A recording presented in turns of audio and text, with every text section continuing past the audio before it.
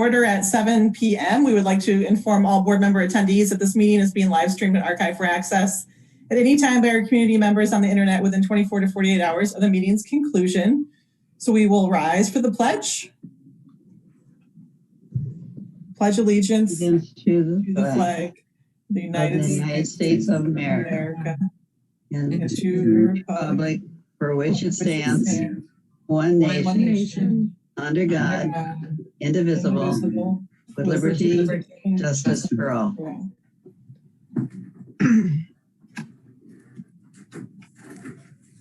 And a roll call. Mrs. Barber. Here. Mr. Rivas. Mrs. Junk.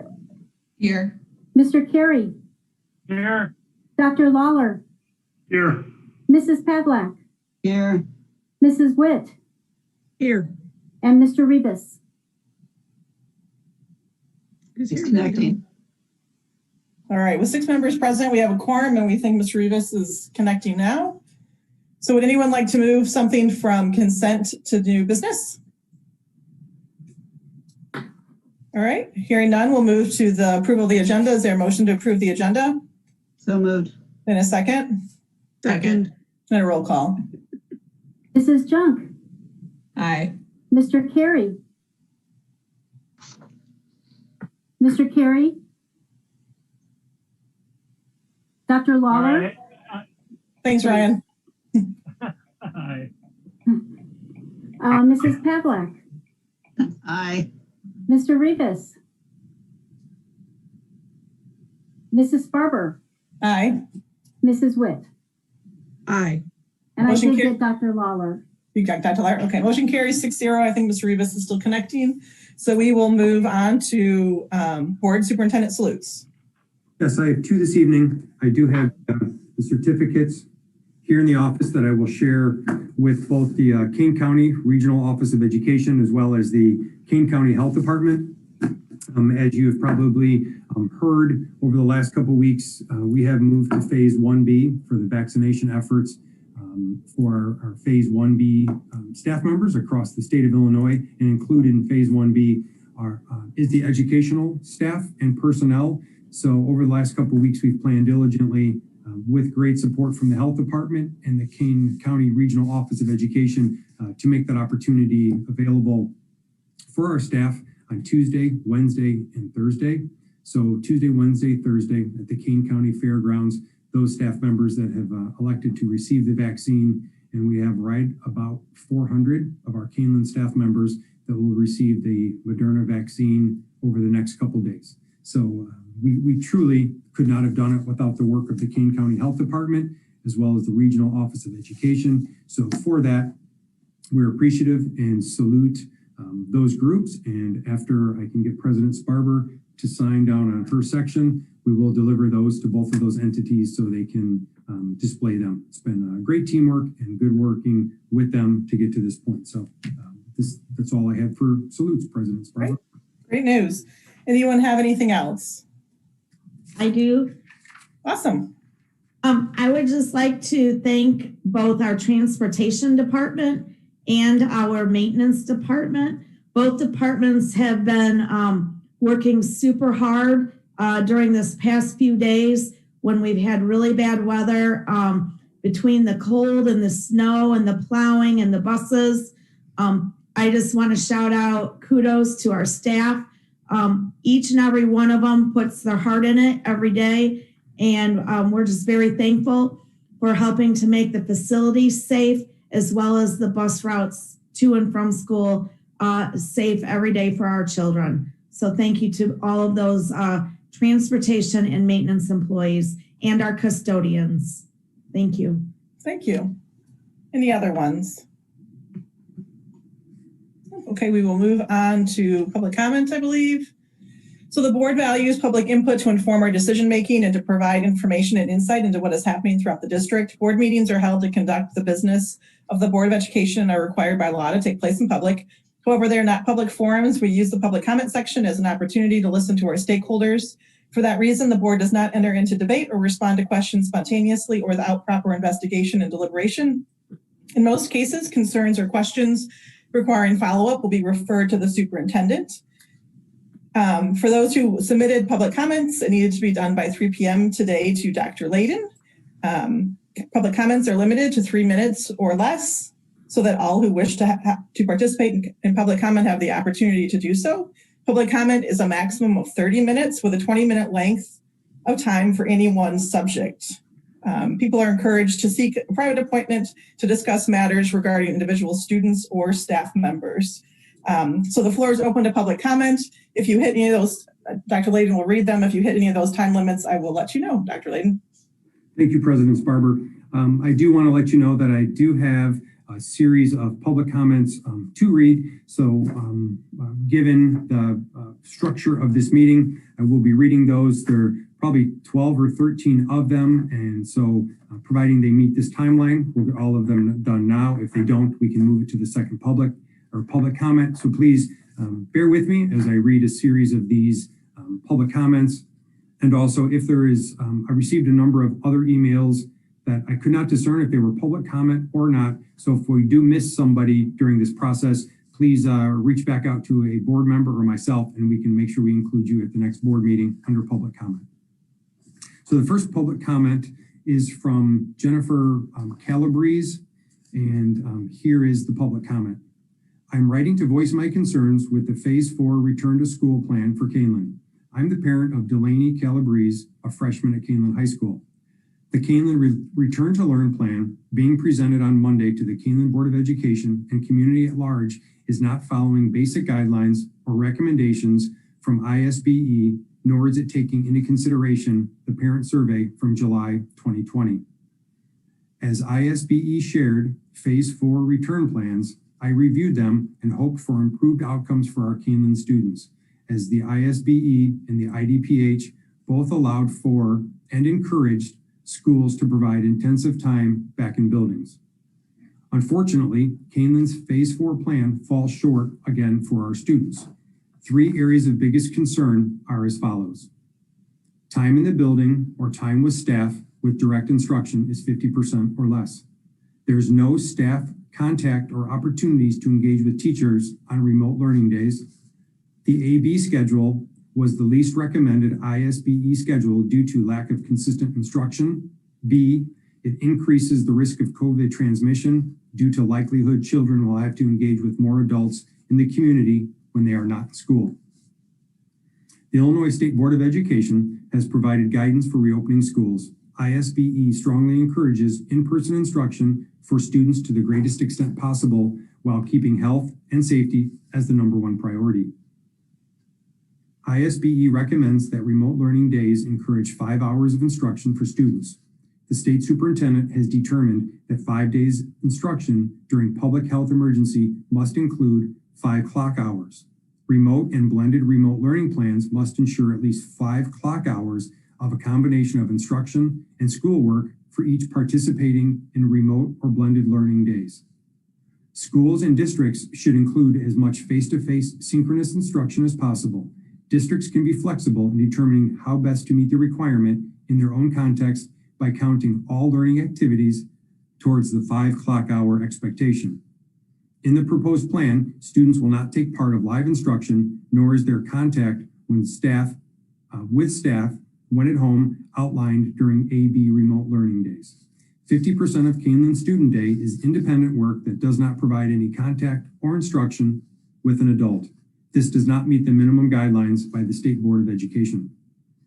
In conjunction with the IDPH, stated that an AB model more than likely will increase risk of COVID infection due to child care arrangements required for families. From ISBE, when crafting student schedules, it's important to keep the care needs of the community in mind. It is estimated that 700,000 school-age children aged 6 to 12 in Illinois reside in households where parents work and likely require some form of out-of-school childcare. When children aged 0 to 6 are included, an estimated 1.2 or 1 million to 1.2 million rely on childcare to return to work. Blended remote learning will likely increase the rate of infection and demand for center-based and non-relative care increasing the number of different people that children are in contact with each week, and thereby the probability of exposure to the virus. The Kaneland plan is not what's best for children's educations given the stressful circumstances of COVID. It decreases academic engagement by 50% for students. It does not provide any staff contact on remote days, and it places stress on families who have to work, potentially increasing the number of adults and other children that our students will come into close contact with during the week. This is not in line with how ISBE wants our children educated during this pandemic. To the Kaneland administrative team and the Board of Education, I encourage you to revamp parts of your plan for our students and community. Our children need to be in school as much as possible. The ISBE has collaborated with the IDPH to create a safe return plan to make this happen. Our Kaneland students need time with their teachers to make maximum academic growth and meet social emotional needs. We need this plan to be improved for our children. Please consider a full day option with students while allowing a fully remote option for the community who do not want to be back full-time to engage in an online learning option from home or are medically unable to attend. Thank you. Todd, if you want to move on to the next one, maybe. Okay, thank you. Next public comment is from Gwen Conroe, and I apologize that their community is not listed. It's challenging, and I don't know if everybody remembers to do so on an email like they do in person. Dear Dr. Layden, I want to start off by saying thank you. Kaneland does an amazing job for the hand they've been dealt this school year. We thank you and the teachers and the efforts that have been made. That being said, my family, my kids, my nieces and nephews need you to make 5-day in-school, in-person learning happen. Our children are suffering going to school 2 days a week. It is not cutting it. This is not education. Our children deserve better. I think the option of 5-day learning and full remote is what needs to happen. Our children are falling so far behind. I'm afraid the damage that has been done will not easily be fixed. I realize people are at risk.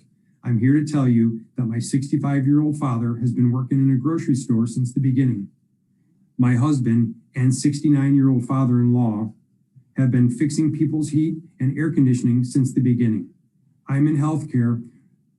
I'm a healthcare worker working in people's mouths. We are just as at risk as the rest of you and don't want to get an option of working at home. And they don't get an option of working from home. You just need to get these kids back into school for a proper education, mental health, and for normalcy. I'm also not happy with the way exposure is handled. My son just missed out on 3 in-person learning days because of exposure.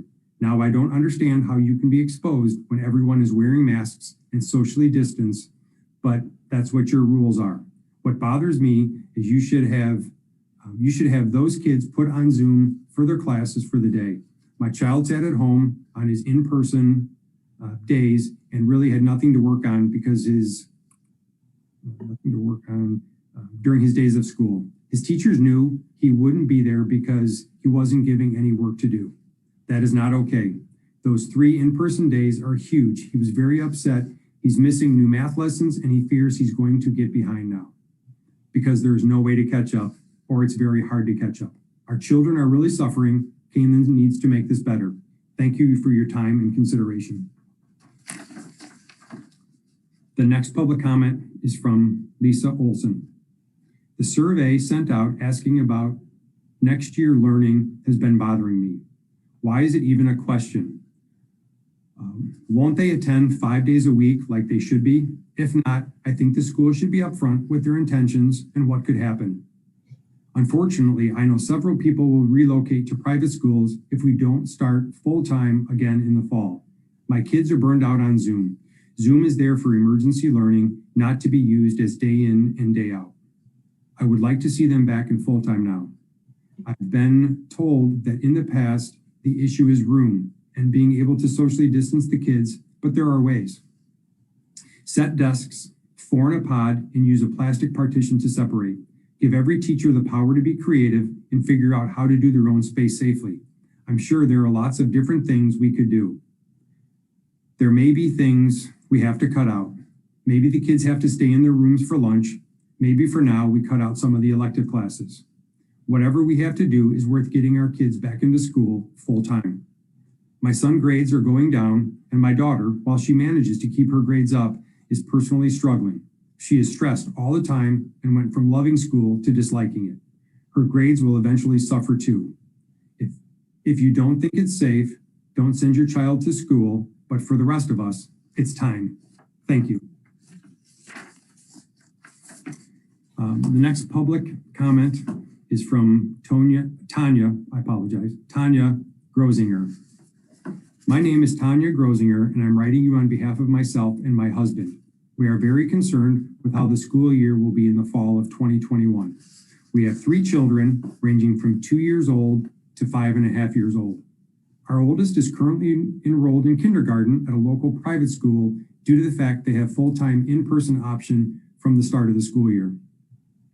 We understood the dilemma was presented for the 2020-21 school year, and after a lot of sleepless nights, we made the decision to pull him from John Stewart and enroll him in a private school option. We knew this was the best option for him and our family based on the situations in life. However, we never assumed that full-time in-person for the 2021 school year would be in question. Just like many others throughout the district, state, and country, COVID has hit our family in many different and negative ways. One of those being the financial aspect of our lives. Private school is not something we ever considered or wanted for our children. We are products of public school system as well as our parents. We wanted to continue that way, but again, we had to make the best decision for our family and for our son. We knew that by scraping by this year, not only would it be mentally, socially, and academically beneficial for our son, but that it wouldn't last forever. For our first grade, our boy would be right back where he belonged at John Stewart. Excuse me. As the discussion about next year became more and more prominent between parents, we find ourselves asking questions that none of us know the answers to. The people that need to be asking are our board members and our administration. However, much like last year, until what seemed to be the very last minute, we are left with nothing but unknown answers. I understand that many parents understand that everything is not black and white. As much as we want it to be, this is not the case in life, nor is it the case here. However, with schools across our nation and our state, some just a few towns from where our district is being offered full-time in-person this year. I find myself wondering why this option isn't a definite option for this year. It shouldn't be that parents are questioning whether or not full-time face-to-face will be an option. If anything, parents should be questioning if hybrid or remote learning options will be options for next year. I understand that there's many risks involved with opening schools full-time, but there's always a daily risk in life. Children in schools have proven not to be super spreaders of this virus. I know that children do not make up the entire population of a building and the greatest risk to the adults in the schools. But why is it for influenza pandemics like the one in 2008, 2009, where children are more likely to catch the virus, schools were never shut down? Children outnumber adults every day in schools, yet we only seem to keep the schools closed when adults' lives are at risk. Everybody is suffering this year, adults and children alike, but stats do not lie. When they say mental illness, domestic and child abuse, and suicide are exponentially higher in children than ever before, as parents, it has been our job to do what we feel is best for our families. That option and control needs to be returned back to parents. Too many people have taken over the decision-making this last year, and I'm not saying that some of it hasn't been warranted, but it's time to get back to life. The virus, along with many others, is not going anywhere anytime soon. It's unfair to assume it would, but it's time to get back to life and allow parents to make the best decision for their children and families. Thank you for your time, and thank you for all of your hard work. It does not go unnoticed nor unappreciated. The next public comment is from Bridget Hagspiel. Apologize if I pronounced that last name incorrectly. As a mother of a 4th grader, I see the emotional and physical impact that almost year-long restrictions have had on my son and other kids. I am all for teaching kids how to be resilient, but this past year has gone above and beyond a teachable moment. I ask that utmost consideration be made to allow for full-time in-person learning in the fall for those parents and students who require that option for their well-being and growth. The Center for Disease Control and Prevention continues to report that it's possible for schools to stay open and limit the spread of the coronavirus. The district has done a remarkable job at implementing safety protocols, and I believe that those protocols can be extended to allow for full-time in-person learning. The default needs to be that schools are fully open and operational in the fall. It is safer, healthier, and better for students to be in school full-time. I by no means dismiss the seriousness of COVID for some populations, but the detrimental impact and worsening of mental health, increased hunger and domestic violence, along with decreased curriculum, is just as serious for the majority of the population. We owe it to our children to take every action possible to provide them a future where they are able to compete against kids in other regions and states who did not have the same types of learning restrictions. Thank you for your time and consideration.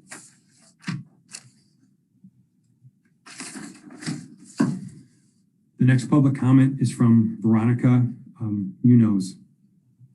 Good afternoon. I think Kaneland schools are doing well in keeping us informed regarding COVID cases, preventative measures, and the preventative measures they take, etc., and should be prepared to have students back in 5 days in person. All malls, stores, restaurants, and other businesses are open. Why shouldn't schools be open again? Kids need that interaction with teachers and other students, of course, following the guidelines. And some are having a hard time learning on a self-paced or hybrid model. Thank you.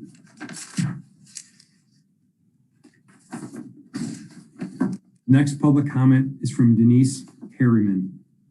My name is Denise Harriman, and I'm the parent of a freshman student at Kaneland High School. Kaneland has done a great job in keeping our students safe. However, going hybrid has really affected my daughter along with other students academically, mentally, and socially. She has none of her friends in any of her classes, and her grades have dropped significantly this year. While I understand some parents feel being remote is best for their kids, there are many who would really like to have their kids back in class 5 days a week. Are there certain obstacles that the district is facing that is preventing a 5-day option? What can we as parents do to support Kaneland in reopening the students for being in class 5 days a week? The Yorkville district has given students the option of 5 days since August. I'm not sure if the district has put any thought into allowing some students to come back 5 days a week for the fourth quarter, but I definitely think it is something to be considered. If not fourth quarter, at least for the 21-22 school year. The next public comment is from Brent and Kim Harner. The Kaneland community and children need the option for full-time in-person learning. Other local schools have successfully accomplished this since August 2020. Yorkville and Aurora Christian are two examples. I suggest that the board and administration partner with other local school districts to find out best practices and how to make full-time in-person option work for Kaneland. We need to offer remote options for those who need to have their kids at home for health risks, but the majority of kids need to be in school full-time. Please be open with parents and share information, including what criteria is being considered to determine the right time to get our kids back into school full-time. What obstacles do we face to go back full-time? How can the community support getting kids back into school and overcoming obstacles? For example, consider a return to school committee of local parents can be part of the solution. We all want to support the community to get our kids back to school safely. We want to support our amazing teachers as well. The CDC recently gave guidance that teachers do not need to be vaccinated to safely return to in-person school. The CDC also states that there is guidance that teachers do not need to be vaccinated to return to in-person school. The CDC also states There is no end in sight related to the safety protocols such as social distancing and masks, even once vaccinated, which means we need to find a solution to get kids back full time given the unforeseeable continuation of COVID. Children need to be in person with their classmates, their teachers, and to be safe in a focused environment to learn and grow. Prayers for our children and Kaneland. God bless. President Sparber, I do have 2 left, so I don't know how I'm doing on time, but if I have time. You're doing fine. Okay, thank you. The next public comment is from Janice Cafferty Croman. I know we spoke earlier on the locker topic as to why the district is not allowing students to utilize lockers. You did say this was a recommendation with the CDC. The only thing I found on their website was no sharing cubbies or congregating in hallways. Lockers or not students can congregate anywhere. If students can sit with masks on the bus sharing a seat, I don't see a problem with letting students use their own lockers. Their coats are dragged all over all day with no place to put them, and some students are not even wearing them for this reason. Students are forced to wear gym shoes in snow because there's no room in their backpacks to keep a pair to change into for PE. The weight of the backpacks with the bare minimum is not good for these students. With hybrid schedule, lockers should be assigned and spaced out. Thank you. The last public comment is from Robin Olson. Regarding the full day kindergarten fees, I have some concerns that we as parents are still paying full day fees, yet the number of days our kindergartners go to school has been drastically cut and over half the work is being done at home with parents' guidance. Our kids go to school a total of 45 days in person between January and May. There's a little over a month of in-person learning, yet we're being told we have to pay full fees because they are still getting a full year curriculum. I would like to see the kindergarten fees for the remainder of the year reevaluated, since kindergarten parents are not only having to teach their kids at home for 3 of the 5 days a week, but now also having to pay for daycare and such. I believe reducing the fees to half would be more justifiable. Thank you. And President Sparber, thank you for your patience on that. Those are the public comments that have been submitted by 3 o'clock today. Great, thank you. Okay, so we will move on to the consent agenda. Tonight, the consent agenda consists of the following action items: approval of Treasurer's Report, January 2021, approval of minutes of January 25th, 2021, regular meeting, approval of resignations, terminations, and employment of staff, approval of destruction of audio recordings from executive session from July 2019, and the following informational item, the Freedom of Information Act report. Is there a motion to approve the consent agenda? So So moved. moved. And a second? I'll second. Thank you. And a roll call. Mr. Carey, Aye. Dr. Lawler, Aye. Mrs. Pavlak, Aye. Mr. Rivas, Aye. Mrs. Barber, Aye. Mrs. Witt, Aye. Mrs. Junk.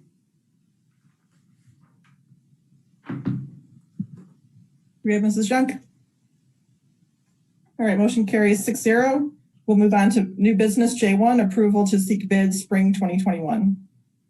Yes, thank you. I will turn that over to Dr. Fuchs and she can walk us through the memo. So thank you. Good evening, board. At tonight's meeting, our goal is to discuss what procurement needs to happen for the 21-22 school year. We do have a busy spring bidding season. I'll take you through the things that need to be bid and maybe make just a few comments. The goal tonight is for the board to approve the administration to seek the bids. At tonight's meeting, I am not asking you to approve any financial commitments. The first bid would be for copier paper. We will count our inventory and plan the bid accordingly. Please know that we have used less paper this year because of the hybrid learning model.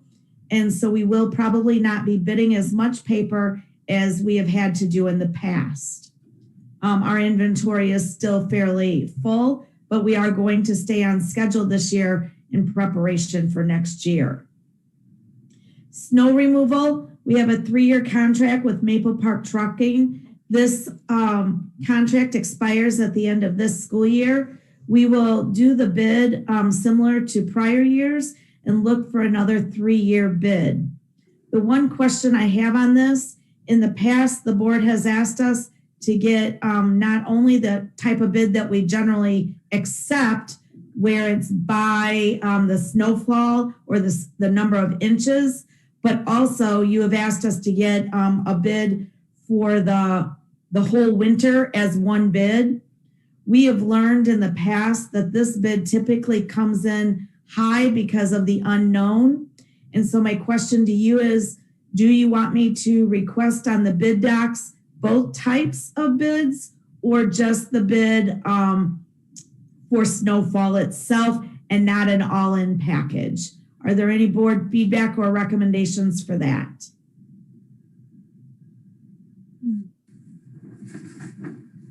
I'm fine doing it, the snowfall, if that's proved to be significantly better. Same. Same. Agreed. I'm good. Okay, thank you for that feedback. We will not be requesting an all-in bid. Again, there's too much risk on the snow vendor side, so they generally bump up that price. This year, we have learned that ATI, who we've been having for athletic trainers for many years, their contract price is going to go above $25,000. So we are going to need to do a bid for this service. Typically, whenever I do a bid like this, where there's a potential of a vendor change, I will do a 1-year bid. In order, if there's a vendor change, then we'll know whether or not we that the new vendor is working out for us, that it's a positive relationship. Mr. Rollman has asked if we could do a 1-year with a possibility of an extension. I still need to check with the attorney to make sure that that will work. Otherwise, we'll probably do just a 1-year contract, see what kind of bids we get, and then move forward accordingly. I can give you more information on the athletic training once we get the bids in and see what the pricing is, and after I talk to the attorney. Fire inspection systems, it's the end of a 3-year contract for that. What they do is they check our sprinklers, our fire alarms, fire extinguishers, and the kitchen ANSEL systems. They do this on an annual basis, and we typically do a 3-year contract for that. Special ed transportation, we've had a 3-year contract with Illinois Central that expires at the end of this school year. We will do another 3-year contract for that vendor as well. With regard to special ed transportation, there are not many contractors or vendors in the market.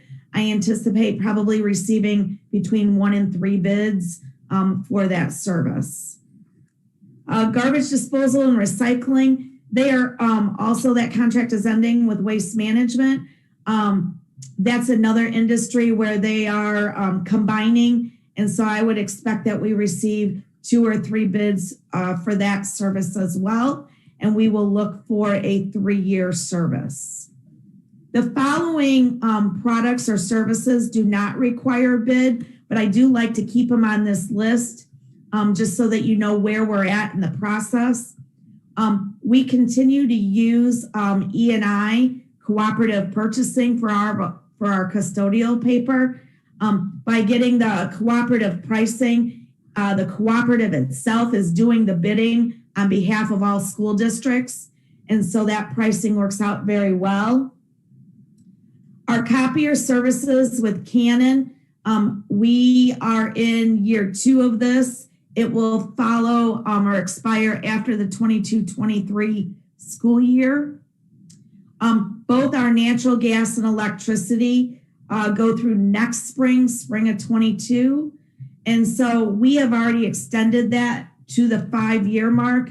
So next spring or before, maybe, usually I would think around October, November, when prices are low, we can go to market for gas and electricity.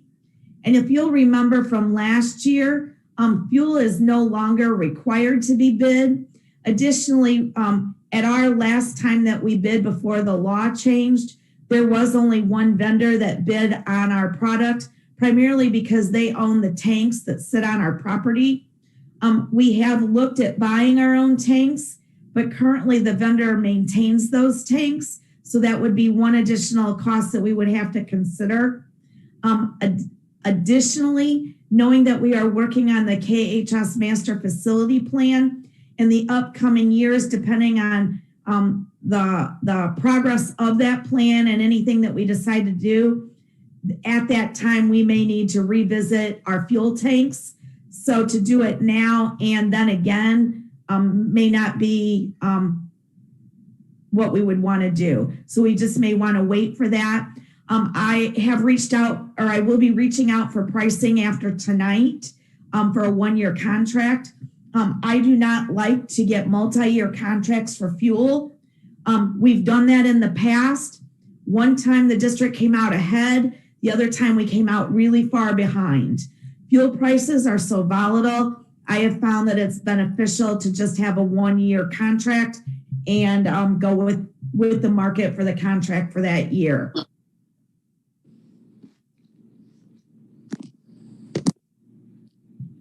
Upon board approval, then we will move forward with the advertising and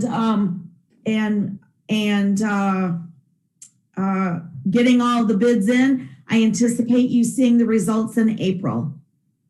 For the special ed bus routes, I believe we can bring things back in-house if we want.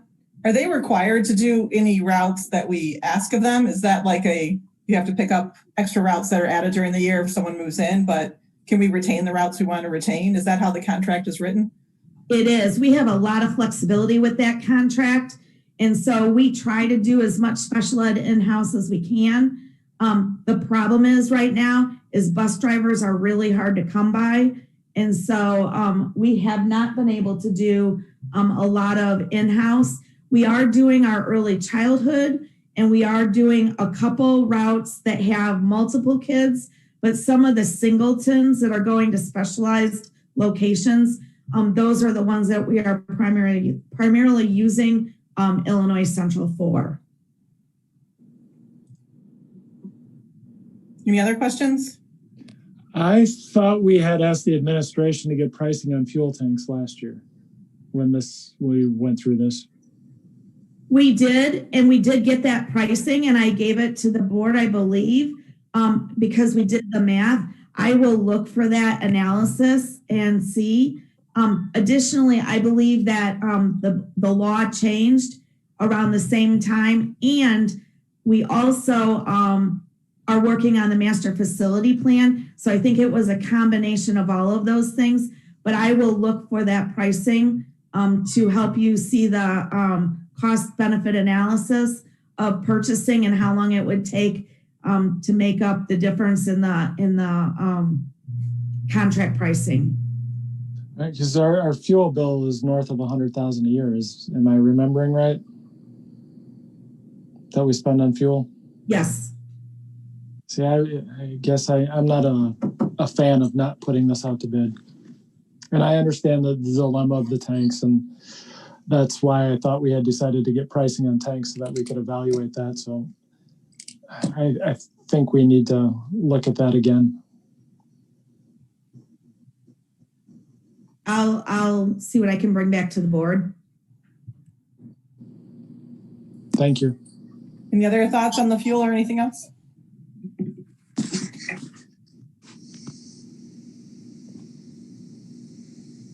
Julian, you talked about a law changing. Can you elaborate on that? Sure. If you look in this section number 4, School Code 105 ILCS 510 20.21 was amended, and they exempted fuel to be publicly bid, primarily because of the lack of competition. Oftentimes, especially in rural areas, even though we're somewhat suburban, it's difficult to find multiple competitors. Additionally, as I mentioned before, the tanks are owned by one of our vendors, and they take care of those tanks. There are other exemptions from the law for bidding. There's about 16 different exemptions, and natural gas, electricity, technology, copier services, lots and lots of exemptions to the laws. And so I'm not sure why this one changed, but it did. And I believe it's to our benefit, just based on the fact that we weren't able to get good bid pricing in the past, because it's a commodity that changes with the market pretty much.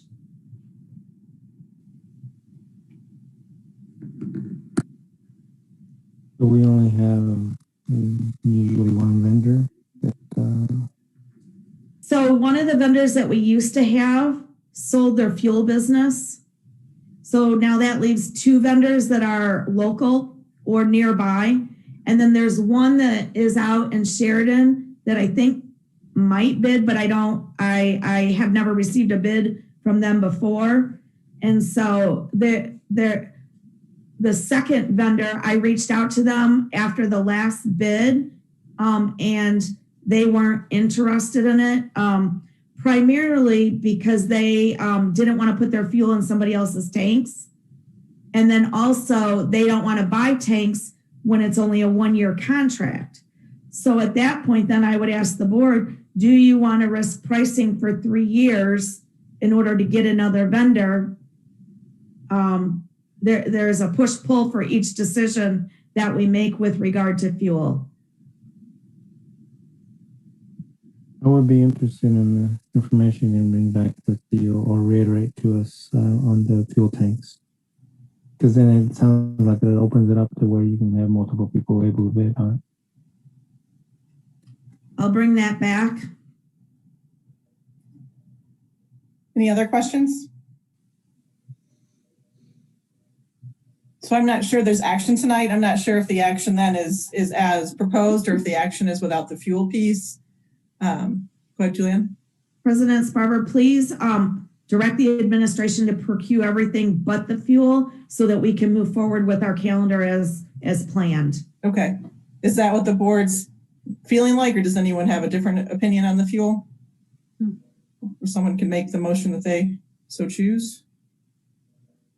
I'll make the motion to move forward with all of the bids except for the fuel piece. Okay, is there a second? Second. And a roll call. Dr. Lawler, Aye. Mrs. Pavlak, Aye. Mr. Rivas, Aye. Mrs. Barber, Aye. Mrs. Witt, Aye. Mrs. Junk, Aye. and Mr. Carey. Aye. Motion carries 7-0. We will move on to Superintendent Board Report. Yep, thank you, President Sparber. I have several to share. The first one, as you know, we have a weekly meeting with the Kane County Health Department along with the Regional Office of Education. And please know that as we have these meetings, one of the standing agenda items that we ask and we collaborate on is the potential what will school look like in phase 4 or phase 5 for next fall? As you probably saw and heard the number of the public comments in regard to next fall and opening schools. Please know that we have followed the Kane County Health Department guidance and the IDPH guidance, as well as the state board guidance thus far this year. And I know that there are some different views and different opinions of what we can and shouldn't do. And while we appreciate those, with our insurance company, our legal team, we do follow the guidance as prescribed. But that said, we still continue to see what trends are happening what other variables that we can do to control an opening of school safely next fall for a full return. And please also know that February 22nd, our next board meeting, this topic will be handled in great detail with Department of Ed Services. Dr. Mumm and Mr. Raleigh will be here to share learning loss, school structure, the school survey that recently went out that you heard probably referenced in a few of the public comments. We will be providing an update on that also. So that is a standing agenda item that we talk about. And at this point right now, the Illinois Department of Public Health continues to reiterate that the mask wearing, the 6 feet social distancing is not something that they're willing or can compromise on right now. So we'll continue to investigate what we can do given the parameters of the guidance that we have. Also, as I shared earlier, we have 400 staff members signed up to receive the shot.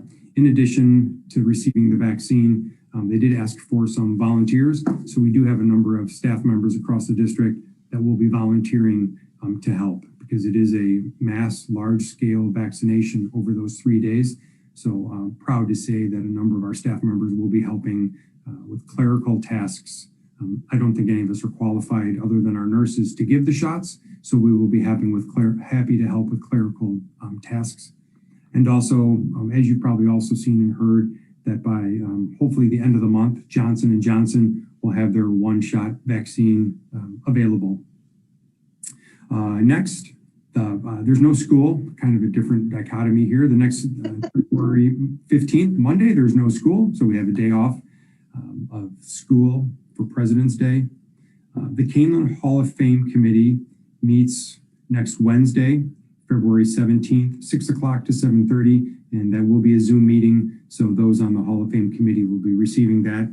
We will continue to investigate, given the phase 4 guidance of no more than 50 students or 50 people gathered in a location, how we can recognize our Hall of Fame inductees without pushing it off too much further, because as you know, last spring, we also held that too. The CAC, Citizens Advisory Committee, meets next Thursday, February 18th, also in a Zoom format. And as I shared at the last meeting, they will be hearing updates on standards-based grading, the learning structure survey, which the board will also hear about, and information on learning loss that they asked about. So fortunately, we have a series of venues in which to share that information. So that will be good for our community and our board to learn more about.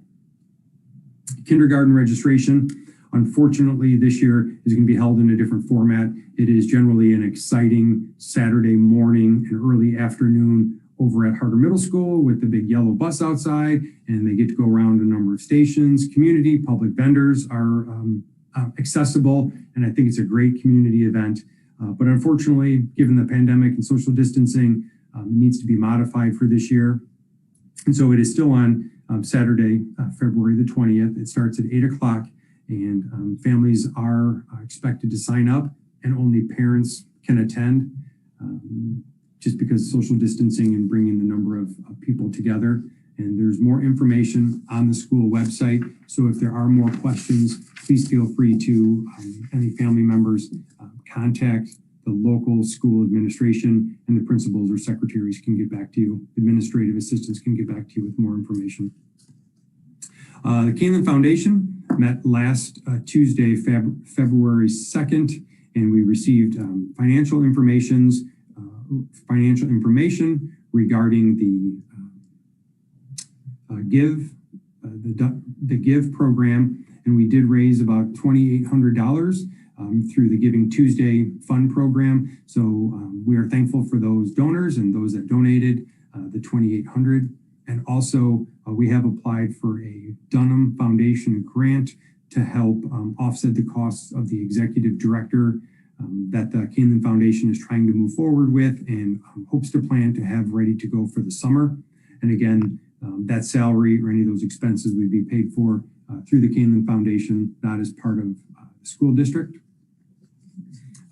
A couple of other updates, as hopefully parents have seen and board members have seen, the 5 Essential survey is being conducted again this year. That window is now officially available. So we highly encourage our parents to fill out that survey. We do need 20% of our Kaneland parents to fill out that survey for us to get the actionable results.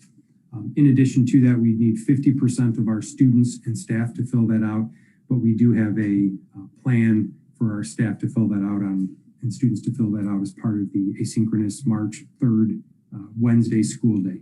So we do have the plan to get our students and staff accounted for. Parents, we don't have a set plan, so we just continue to put it on. It's on our website. We'll do it through the KCN and regular emails and reminders from the district office as well as principals. The last thing I would like to share is just a reminder as we head into, doesn't feel like it because it's so cold and snowy outside, but we will eventually head into the final stretch of this school year. And just a reminder that under phase 4 guidance, we are currently planning and looking at all of our traditional, exciting, and fun spring activities from ceremonies, awards, prom, promotion, and graduation. We are looking at all of those under the phase 4 IDPH guidance. So as we stay in phase 4, which we believe to be the rest of the school year, we will investigate what promotion and graduation and prom and all of those activities can look like in the best way to be safe for both students and staff, and also to celebrate. So it's really a difficult dichotomy because generally that means on-site with as many people in the auditorium or out in the stadium or at prom. But please know that the middle school and high school staff, especially for our bigger events, are trying to look at all possibilities to be able to engage our students and recognize them accordingly, because it has been a challenging year for our students and staff, and we want to try to make it as special as we can as we close out a number of those special events at the end of the school year. And then lastly, if you recall, back in the fall, our board did approve a board resolution for Black Lives and social and racial equality. So I wanted to provide an update on that. In that right now, we do have a core team that is meeting to discuss implementation. And part of that core team work right now, we are vetting three vendors that will be able to come in and lead a full-scale operation as far as bias training, as far as just knowledge of where we are and what we can do to move forward, and appreciation based on that board resolution. So please know that if you hear the term or acronym REV, R-E-V, I don't want to give away what it is yet because that will be coming in future days, but that is the intended acronym for our work moving forward. So please know that, especially as we celebrate Black History Month, that we are working on that. We're doing it so that it's both a short-term and long-term impact. And we do appreciate your support. Wish that we had more work done on it and completed that, but it will be ongoing, and we will take the time and make sure we do the due diligence that it's done right for our district. And I know that, well, first of all, are there any questions? I hit about 9 or 10 different things. Thank you for listening to me tonight. I know it's been a lot of doctor-laden time, but I'm happy to answer any questions that you have. So the King County, we follow their guidance, which follows the state's guidance, is not at this point showing any interest in backing off the 6-foot social distance requirement. They have not, and and while I say that respectfully because we're working with them and trying to share the importance of having our students on site, and they feel that 100% with us as we're working through the vaccine. They appreciate the fact that we're trying to either get it reduced to 3 feet or to do something with 3 feet and weekly testing and the mask. And we're looking at all kinds of possible options and iterations to do it sooner rather than later, safely, of course. But please know that their feedback has been, to date, has been such that they have not been able to flex that or shift any of those rules until we get to phase 5. If I remember correctly, that's what forced us into an A-B day model. We just don't have the physical space to maintain 6-foot distance and have all the kids at school. Yes, and as I shared on February 22nd, we'll go into more detail, but there are districts that do have different grade spans that do come 5 days a week, but they are either truncated schedules or they're missing out on different opportunities. So it's not all complete apples and apples, but please know that we are investigating all the options that we can try to do there, that we can do effectively and safely as soon as possible. But there are still a number of state and county roadblocks that we have, and justifiably so, until we move out of phase 4. Thank you. You're welcome. Thank you. I think Dr. Fuchs, you may have a few, and maybe President Sparber. Thank you. I have 2 announcements for this evening. Last week, the FAC Finance Advisory Committee met. During our meeting, we discussed the interest that income from 2020 and just overall disappointed with how low it is. But that's not a surprise, as the whole entire market of interest rates are quite low right now. So we'll keep an eye on that and take advantage of the market when we can. Additionally, we discussed the budgets from this school year, as well as the planning for next school year, and answered any questions that FAC members had.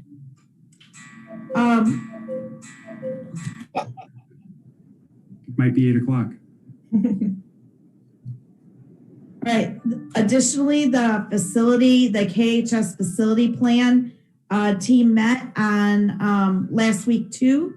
And during that meeting, we had an opportunity to review the there are about 2 or 3 different versions of what we would like to do with the high school campus. The architects are going to rework a couple of the drawings based on feedback from the committee. There was additional discussion from administration throughout this week. I know today that I saw some emails go back and forth regarding technology data closets, making sure that everything has been accounted for and planned for. Our committee is getting back together on February 24th. At that time, we're hoping that the architects have some aggregate rough draft numbers of the proposals so that we can begin to narrow our recommendations. So we are on schedule still to bring something to the board this spring. Probably not in March, but more likely April or May.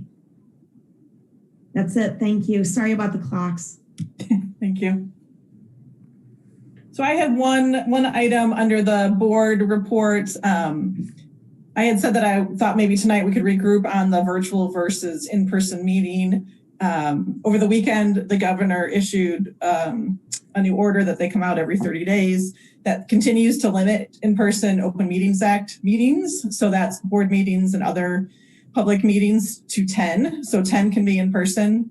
Otherwise, you do still have the virtual option. And so that, my understanding is that should be in effect for 30 more days. And then we see what the next action is from the governor. So I was thinking that might change this month, but it did not. But I don't know then, just to open it up to the board to circle back on occasionally the virtual versus in-person, kind of where people stand, I guess, on that topic. Or if there's any other information you would like, that's kind of boiling it down. We're hamstrung by the governor. We can't have a meeting with and not allow the public, because we wouldn't even have all of the board members and staff that we need at the meeting. So our governor is controlling what we do. As well, he should. He's the leader of the state. So should I reach back out next time it's above 10? Is that when people want to hear from me again? Yeah, I think it's rather moot, right? Otherwise, I mean, because we can't, like Ryan said, we can't host a meeting with, less than 10 people. So, yeah, I would think. What was the other number? Wasn't it number 25? Isn't that the next number? At times it was 25 and 50. So when we were in Right. phase 4 before, Ted, I don't know if you remember if that was 50, like when we started the school year. Yes. So I was thinking it might change from the 10. Yeah, but it did not. So, and they go every 30 days is my understanding. So I can. Yes, I would think we really can't even have the conversation until at least hit 25, right? Let alone 50. So that's my opinion. Does anyone differ from that? No, I would agree. Until we can go above 10, it doesn't really seem to make sense to try to host it in person when nobody else can even come. And there. So I was thinking I was going to report something different to you all today, but I didn't. not how it went this weekend. So that's where we stand. So the next meeting, I think then, I don't think anything will change. I think we'll be virtual, and then we'll reach out again. Maybe I'll probably need to read. We won't know then for after that. So I will reach out and let you guys know. Anything else for the board report? Topics for future agendas? Nope. No public comments. Those were done earlier tonight. There's no executive session. All right. So then I just need a motion to adjourn. Is there a motion to adjourn? So So moved. moved. And a second? Second. All those in favor? Aye. Aye. I Opposed? Motion carries 7-0.